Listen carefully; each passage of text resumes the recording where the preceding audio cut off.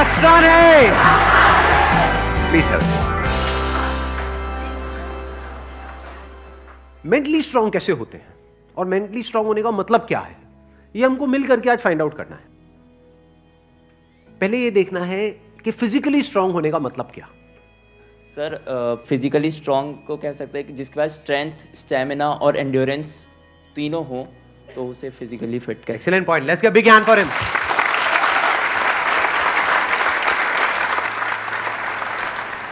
क्या हम ये कह सकते हैं उसकी मसल स्ट्रांग हो?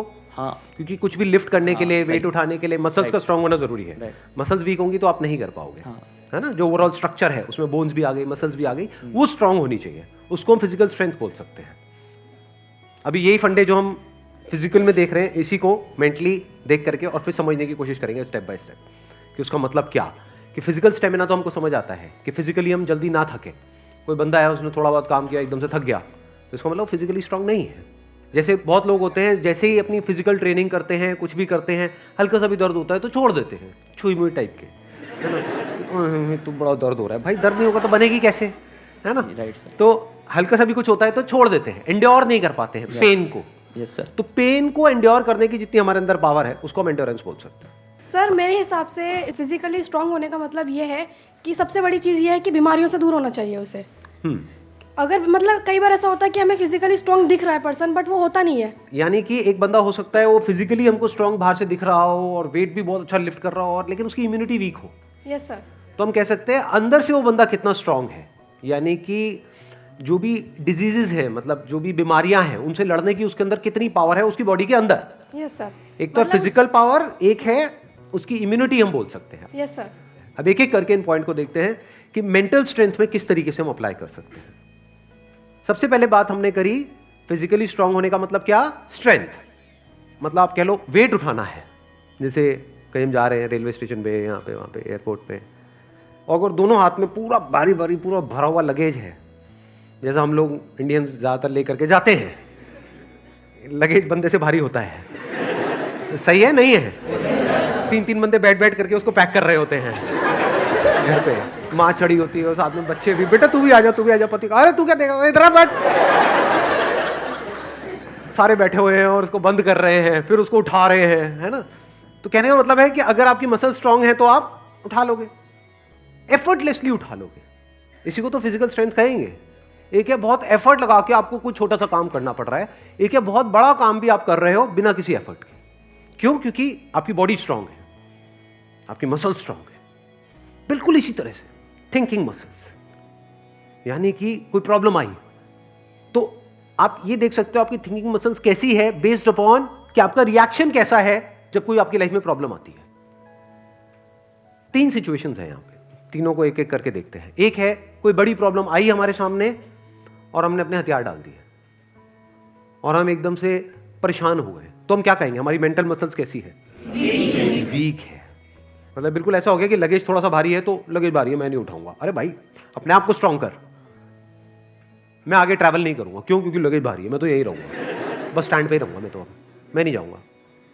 आप हंस रहे हो लेकिन ऐसे हम करते हैं लाइफ में।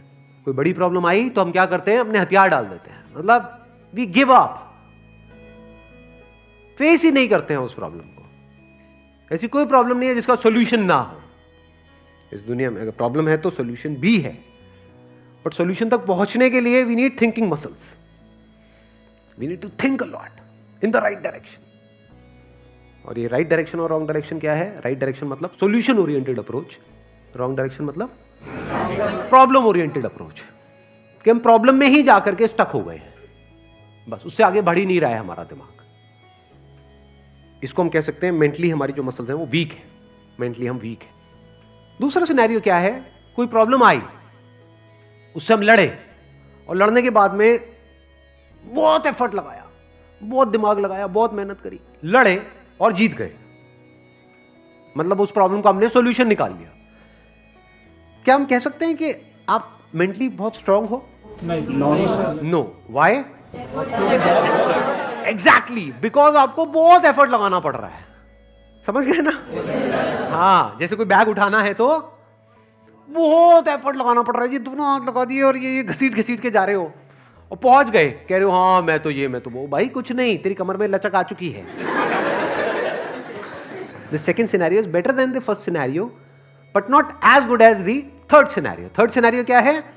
बड़ी से बड़ी भी कोई प्रॉब्लम आई हमारी लाइफ में, हम पहले ही उसके लिए तैयार थे और ऐसे सॉल्यूशन निकल के आ गया। मतलब वो प्रॉब्लम जो दुनिया के लिए बहुत बड़ी है, जिसको देख करके लोग डरने लग जाते हैं, वो प्रॉब्लम आपके सामने आई, ऐसे सॉल्यूशन निकल गया, एफर्टलेसली काम हो गया। यानी एक बैग आपके पास में है 50 किलो का, ऐसे उठा लिया हल्के में। मतलब लोगों को देखने में लग रहा है कि अरे बैग तो बहुत हल्का है। बैग हल्का नहीं है, उस बंदे में दम है। तो कैसे लाइफ की मुश्किल से मुश्किल प्रॉब्लम्स को भी आप आसान से आसान बना सकते हो? कितना आसान बना सकते हो कि ऐसा लगे अरे इस बंदे को तो कोई एफर्ट ही नहीं करना पड़ रहा है। उसी को तो कहेंगे मेंटल स्ट्रेंथ, मेंटली स्ट्रांग होना। इसको अगर मैं समअप करूं, जो भी अभी तक मैंने कहा है उसको एक लाइन के अंदर अंदर, तो वो क्या है? एक कैटेगरी होती है लोगों की जो सिंपल से सिंपल प्रॉब्लम्स को भी कॉम्प्लिकेटेड बना देते हैं अपने माइंड में। 99% लोग ऐसे ही हैं इस दुनिया में। सिंपल सी प्रॉब्लम है, कुछ भी नहीं, उसको भी इतना कॉम्प्लिकेटेड किया हुआ है जैसे पता नहीं क्या हो गया, हवा बना दिया है पूरा का पूरा। और दूसरी कैटेगरी होती है लोगों की, ऐसे बहुत कम लोग होते हैं, वही होते हैं जिन्होंने एक्चुअल में काम किया होता है अपनी मेंटल मसल्स के ऊपर। वो कौन होते हैं? जो कॉम्प्लिकेटेड से कॉम्प्लिकेटेड प्रॉब्लम्स होती हैं उनके सामने, जिसको देख करके ही बंदा कहे अरे यार ये तो बहुत कॉम्प्लिकेटेड है, उसको भी सिंपल बना देते हैं। जैसे फॉर एग्जांपल आपकी कोई रिलेशनशिप है किसी के साथ में और वहां पे बहुत क्लैशेस चल रहे हैं, बहुत मेजर कुछ इश्यूज हो रहे हैं। एक तो ये आपस में हम लड़ते मरते रहे कुत्ते बिल्ली की तरह, जैसे ज्यादातर घरों में होता है। उसका कोई सोल्यूशन निकल पाएगा कभी भी? नहीं। तो हमें क्या करना होगा? समझना होगा इस रिलेशनशिप में प्रॉब्लम है क्या। अज्यूम नहीं करना है पहले से कि प्रॉब्लम उसमें है या प्रॉब्लम मुझ में ही है। ये भी एक विक्टिम मेंटालिटी होती है, मेरे में ही कमी है, वो तो सब सही है बस मेरे में ही कमी है जी। ये भी बड़ी गंदी मेंटालिटी होती है, विक्टिम मेंटालिटी। या फिर तुझ में प्रॉब्लम है, मैं सही हूं तू गलत है। तो पर्सन को ना देखा जाए कि वो या वो, प्रॉब्लम को समझा जाए। प्रॉब्लम एग्जैक्टली क्या हो रही है रिलेशनशिप, वो जो क्लैश हो रही है उसकी जड़ क्या है, उसका कॉज क्या है। अगर वो हमको समझ आ जाता है बारीकी से, तो क्या वो प्रॉब्लम जड़ से ठीक नहीं हो जाती? और अगर हम उसको ना समझे और ऊपर ऊपर से ठीक करने की कोशिश करें, क्या वो कभी भी ठीक हो सकती है? कोई भी मिल करके क्या उसको ठीक करवा सकता है उस प्रॉब्लम को? जैसे दो लोगों के बीच में प्रॉब्लम हो रही है, कोई तीसरा आ जाए उनके बीच में मीडिएटर बन करके, मैं सॉल्व करवा दूंगा तुम्हारी प्रॉब्लम, तो कुछ देर के लिए तो समझौता करा सकता है, लेकिन अगर परमानेंट उसका सोल्यूशन चाहिए तो वो कैसे होगा? या तो दोनों को या दोनों में से किसी एक को बारीकी से समझना होगा नेचर ऑफ प्रॉब्लम क्या है। And that could be very simple. समझ गए? मतलब लगता क्या है, ये स्पेशली जो रिलेशनशिप्स की जो प्रॉब्लम्स होती है वो बहुत ही कॉम्प्लिकेटेड होती है, एक्सट्रीमली कॉम्प्लिकेटेड। समझ ही नहीं आ रहा था क्या करें क्या ना करें। कई बार होता है कि बहुत ही सिंपल होता है उसका सोल्यूशन। अगर मान लो मेरी किसी के साथ में रिलेशनशिप है, उसमें कोई प्रॉब्लम हो रही है, तो उसको बारीकी से ऑब्जर्व किया, अच्छा प्रॉब्लम हो क्यों रही है और इतनी बड़ी प्रॉब्लम क्यों हो रही है, उसकी जड़ क्या है। तो जब जड़ तक गया तो मैंने देखा कि अच्छा मैं कुछ इस तरह से बोलता हूं जहां से पूरा खेल शुरू होता है। अगर मैं ये ना बोलूं तो, और इसकी जगह ये बोल दूं तो क्या खेल अलग डायरेक्शन में नहीं चला जाएगा? दोनों का अंडरस्टैंडिंग होना बहुत जरूरी है। आप कह रहे हो दोनों की अंडरस्टैंडिंग होना बहुत जरूरी है। हाँ जी सर। ध्यान से समझना, अब ये प्रॉब्लम ओरिएंटेड अप्रोच है, सॉल्यूशन ओरिएंटेड अप्रोच है? ये प्रॉब्लम ओरिएंटेड अप्रोच है जिसका कोई दुनिया में सॉल्यूशन नहीं है। ये बिल्कुल ऐसा है कि सरकार को तो अपना काम अच्छे से करना चाहिए। ये जो चाहिए है ना, ये हम इंडियंस की नस नस में दौड़ रहा है। सड़कों पे सबको अपनी गाड़ी ढंग से चलानी चाहिए, रेड लाइट पे सबको रुकना चाहिए, ये होना चाहिए, वो होना चाहिए, यहाँ पे सफाई होनी चाहिए, दोनों को एक दूसरे को समझना चाहिए, जो कभी नहीं होगा। तो क्या हो सकता है, इसका सोल्यूशन क्या है? ये हो गई प्रॉब्लम ओरिएंटेड थिंकिंग कि हमारी लड़ाई की जड़ क्या है, मैं तो उसको समझता हूं वो मुझे नहीं समझती। समझ गए ना? आ गई ना प्रॉब्लम। जबकि सोल्यूशन क्या है? मुझे ही समझना है, खत्म।